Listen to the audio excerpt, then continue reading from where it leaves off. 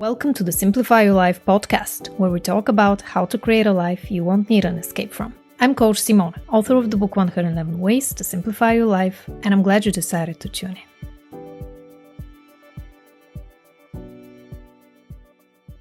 In today's podcast episode, we're going to talk about 5 small changes you can make so that you can have the ultimate glow up this year. Now let's dive right into it.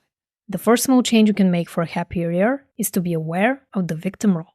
One of the reasons we play the victim role is because we have an external locus of control. What is locus of control, and what are the differences between internal and external locus of control? Locus of control is an individual's belief system when it comes to attributing success or failure to external or internal factors. If a person has an internal locus of control, they attribute success to their own efforts and abilities. On the other hand, a person with an external locus of control attributes their success to luck or fate, and will be less likely to make the effort needed to learn. Having an internal locus of control will influence your decisions directly, and one of these decisions is to stop playing the victim. If you decide to ditch the poor little me narrative this year, you're gonna see life for what it really is, neither good nor bad. So how can you leave the victim role in the past? By taking radical responsibility for anything that happens in your life. What do I mean by this? No matter how bad the circumstances are or what other people say or do, you still have a choice how to react in any given situation. It is your responsibility not to dwell on negative experiences or perceive the circumstances as detrimental to your well-being. You decide how much weight you put on each one of them. Pay attention to the moments throughout the day when you're not taking responsibility for your choices. What thoughts and stories are going through your mind? What are you ruminating about? Are you really that miserable and unfortunate? Or is that something that you've been conditioned to believe? Question everything. The more questions you ask yourself, the better they're gonna get. I've actually created a free journaling worksheet where you can learn more about yourself by exploring your shadow self. If you want to download it, just click the first link in the description box below or head over to coachsimona.com/shadow.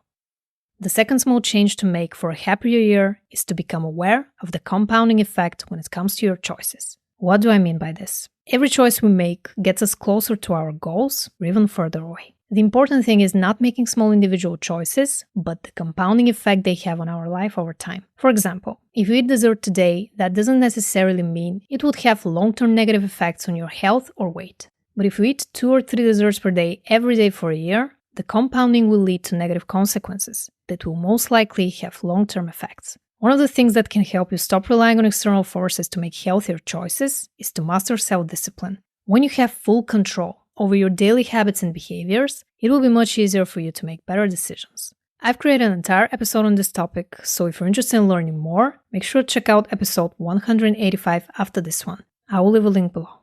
The next small change you can make for a happier year is to be prepared to fail.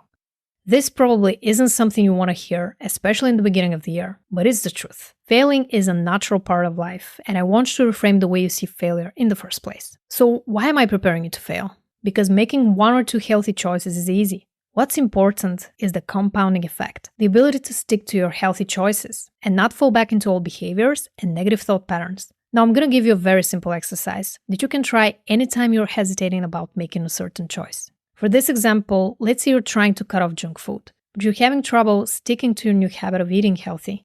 Ask yourself the following 3 questions. 1. Why do I want to eat junk food right now? 2. What thoughts are going through my head? 3. Am I really going to feel better after I do it? Once you center yourself into the present moment and you become aware of the choices that you're about to make them. The important thing is to train yourself to make conscious choices. If you're consciously choosing to do unhealthy things, that's a whole other story. And it may have something to do with addiction or low self-esteem.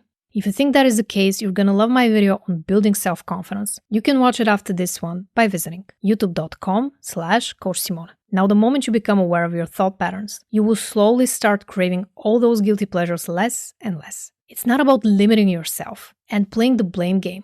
It's about making your own choices and accepting the consequences. It's almost impossible to always make healthy choices. That's why you need to be compassionate with yourself, which actually brings me to the next small change you can make for a happier year, which is to stop letting the past determine your future. The past is already gone. It doesn't define you. Every day is a new chance to make better choices and create a life you won't need an escape from. You just have to choose to do it. If you're having the same thoughts every day, that will lead to the same feelings, the same behaviors, and the same beliefs. And you can't expect to change your state if you keep finding yourself in the same negative thinking loops, right? So one small change you can make in that direction is to ask yourself multiple times throughout the day, what do I need right now?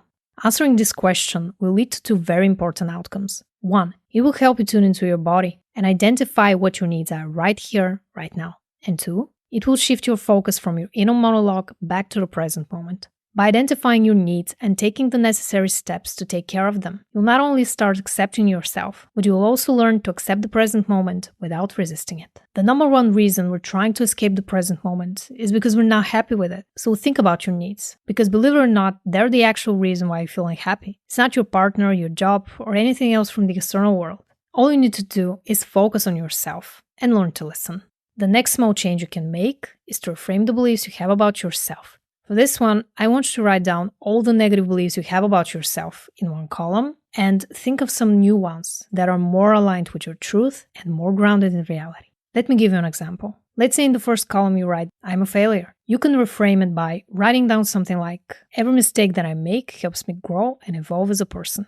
You can do this for each one of these negative beliefs and start accumulating evidence that is true. For example, next time you have a small win, I want you to acknowledge it, reflect on it, and celebrate. Not every win has to be big to be meaningful to you. Every achievement counts. Sometimes we don't appreciate the amazing things we do on a daily basis because we're too busy beating ourselves up over every little mistake. That's why I created the Self-Love Toolkit to help you reframe your negative beliefs and learn to love yourself unconditionally. If you want to learn more, click the link in the description box below or head over to www.theselflovetoolkit.com. Thanks so much for tuning in. If you enjoyed this podcast episode, please like it, subscribe, and I'll see you in the next one.